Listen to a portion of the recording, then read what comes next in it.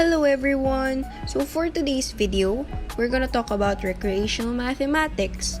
If you wanna know more about recreational mathematics, its meaning, purpose, and examples, please keep on watching. So ano nga ba ang recreational mathematics na to?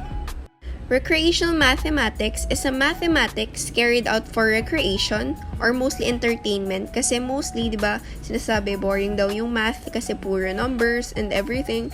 Kaya, meron tayong recreational mathematics rather than a strictly research and application-based professional activity. This is mostly used in elementary or even high school para naman hindi boring yung math and makinig lalo yung mga students.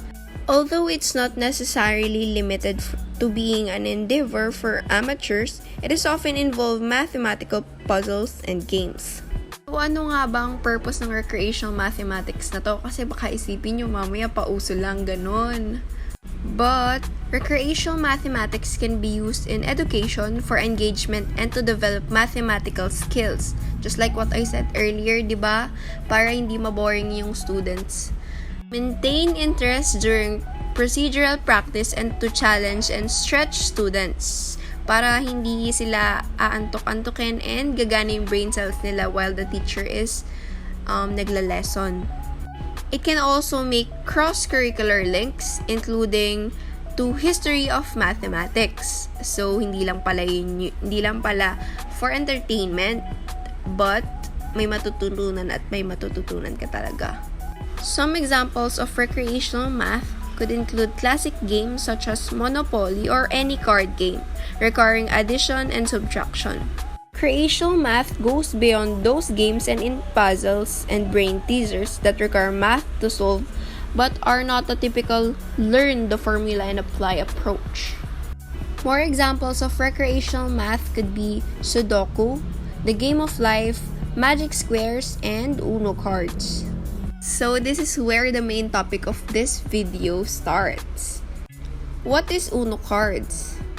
Uno cards is classic family game that's easy to pick up and impossible to put down. Like literally. Players take turn matching a card in their hand with the current card shows on top of deck either by color or by number.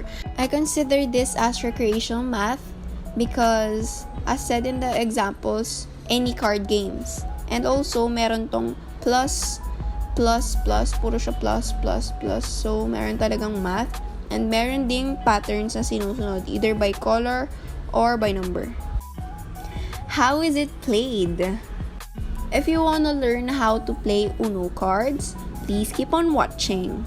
I'm gonna teach you how to play Uno cards.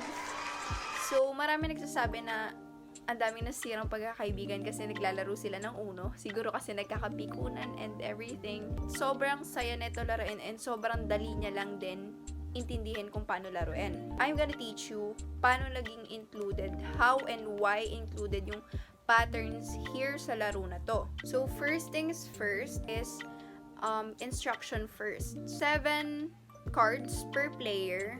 Pero siguro kung mas mababa yung number ng players, mas maganda if mas marami yung cards para matagal. So, nag-divide ako ng 7 na cards, si player 1 and si player 2.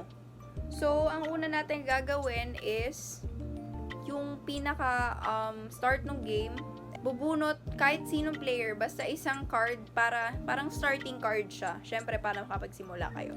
Bubunot ako, cancel yung lumabas. So, sunod, kasi hindi pwedeng simulan yon. Number 9, color green. So, yung mga cancel and everything, explain ko siya later. Pero ngayon, start muna tayo sa flow ng game. So, kunwari itong card na to, si player 1 muna.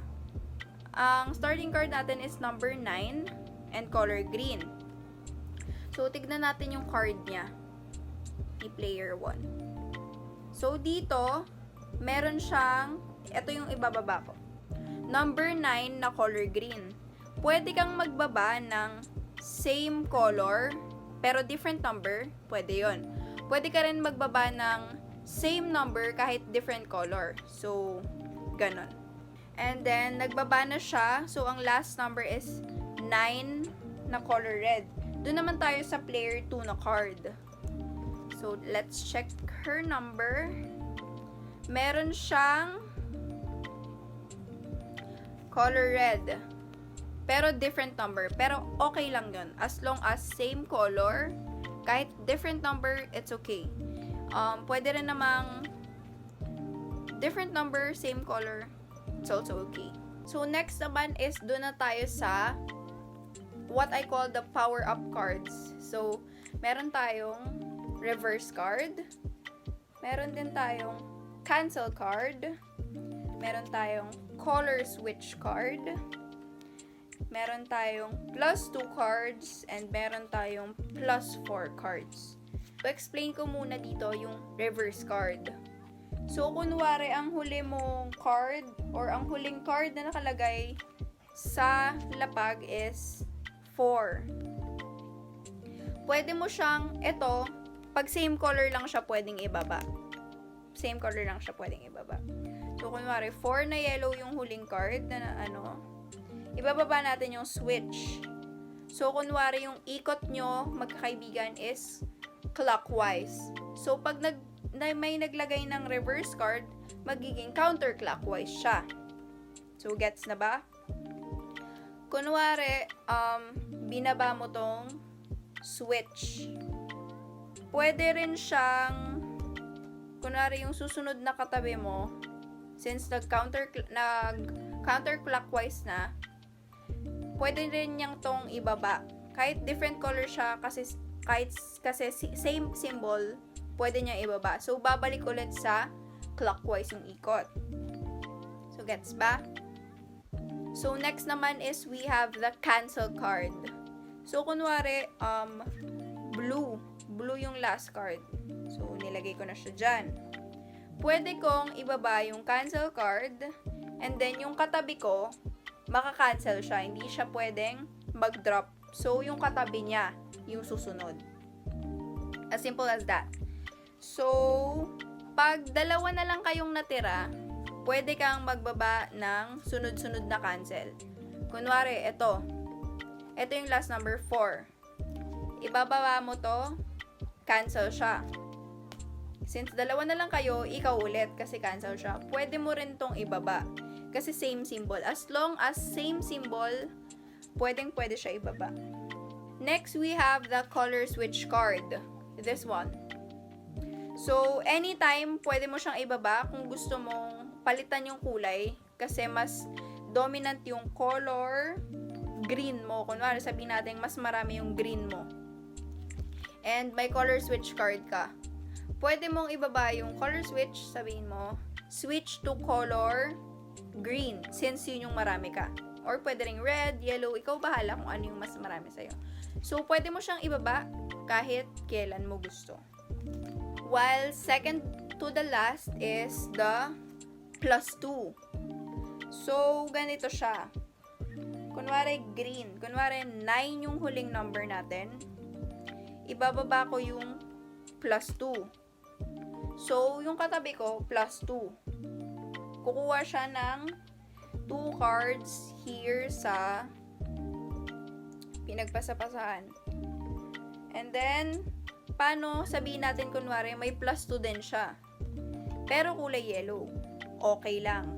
At least, same symbol sila. So, bale, pag binaba niyo yung plus 2, bale, yung plus 4 na yung isa pa nilang katabi.